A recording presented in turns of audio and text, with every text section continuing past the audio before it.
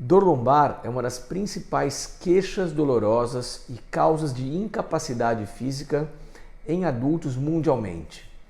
E nós sabemos que as causas para esse sintoma são muito variadas, desde problemas mecânicos e posturais até realmente doenças que precisam de tratamentos mais complexos e mais trabalhosos.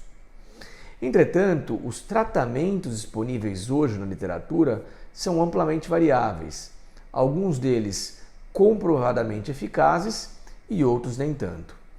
E no vídeo de hoje eu trago para vocês o que tem de mais atual, tanto no diagnóstico quanto nas modalidades de tratamento para esse sintoma que é tão frequente. Sou o Dr. Alberto Gottfried, médico ortopedista, especialista em cirurgia de coluna, e o tema de hoje é muito comum, é um assunto muito comum e recorrente, que é a dor lombar. Em primeiro lugar, pessoal, vamos caracterizar aqui o que nós estamos falando, né? O que é a dor lombar.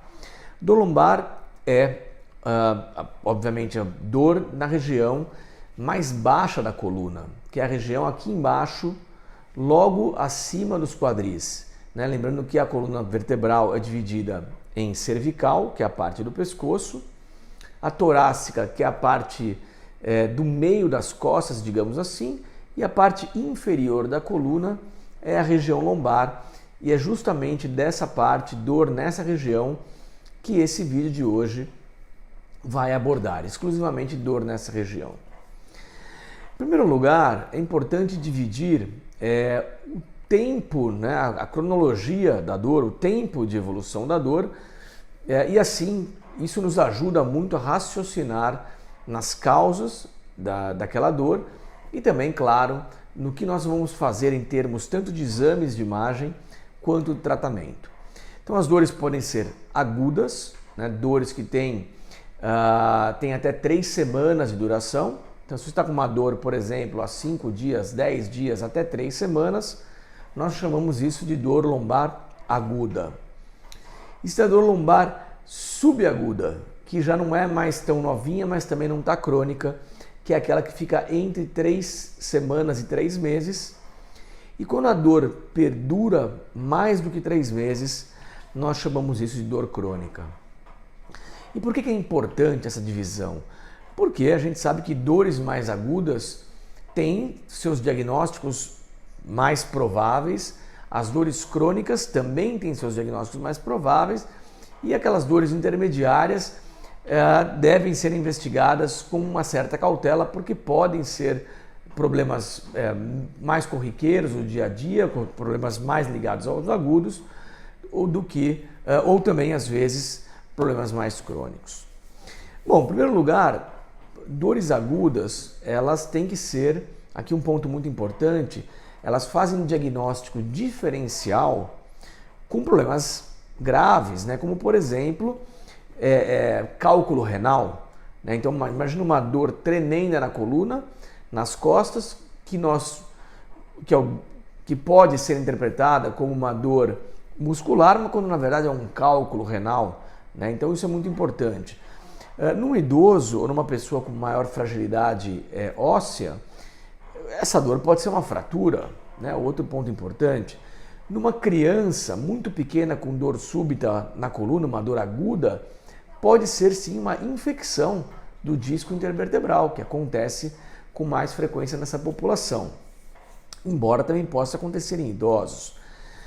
Agora, se não for nada disso, provavelmente a gente vai estar frente a uma dor muscular, uma dor postural, certo? Então, olha a importância de se entender a causa da dor, porque os tratamentos são muito diferentes e as consequências do problema também podem ser muito diferentes. E nas dores crônicas, aí entram outras coisas aqui em jogo, como por exemplo, artrose, que é desgaste na coluna, às vezes estenose, estreitamento do canal lombar com compressão de raiz nervosa, é outra causa de dor lombar crônica. Entram diagnósticos aqui diferentes, como reumatológicos, né, artrites, problemas também até ligados à depressão e ansiedade, também são relacionados à dor lombar crônica. E claro, existem outras coisas até mais graves, como tumores na coluna, né? Às vezes podem passar desapercebidos e ter aí um diagnóstico arrastado por conta disso. E o que a literatura médica fala sobre o tratamento das dores lombares?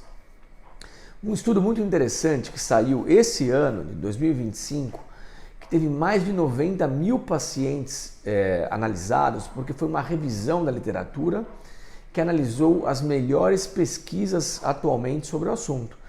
Então se pegou as melhores informações, lembrando que as pesquisas médicas elas também são avaliadas por qualidade, porque as pesquisas médicas podem ter maior ou menor, por exemplo, número de pacientes, podem ter maior ou menor qualidade científica, rigorosidade, rigidez nos métodos que fazem com que as pesquisas sejam melhores ou piores. E esse estudo pegou os melhores artigos científicos, que somados todos deu aí perto mais de 90 mil pacientes, e analisou o que funciona e o que não funciona para a dor lombar. Então algumas coisas caíram por terra, como por exemplo, manipulação da coluna, manipulação, estalos, etc., para a dor aguda, se mostrou não benéfico, não trouxe benefício para os pacientes quando comparados àquele grupo que não recebeu tratamento. Por outro lado, a acupuntura trouxe alívio da dor. Manter-se ativo, olha que interessante, mesmo para aqueles que estão em fase de dor aguda, manter-se ativo foi superior a se manter em repouso, em relação à melhora da dor e melhora da função. Terapias combinadas, então o fisioterapeuta junto com o preparador físico, com o psicólogo, com o ortopedista, um grupo multiprofissional foi benéfico para a melhora da dor crônica. E sem dúvida sempre aqui ele se manteve mais uma vez comprovadamente efetivo, foram os exercícios físicos. Então manter uma rotina de exercício físico foi benéfico para a melhora da dor, para a melhora da função naqueles indivíduos que têm dor lombar crônica. Em relação à medicação, seguem as medicações analgésicas, anti-inflamatórias, tanto hormonal quanto não hormonal, ou seja, a cortisona ou os anti-inflamatórios convencionais, e relaxantes musculares como a primeira linha medicamentosa de tratamento.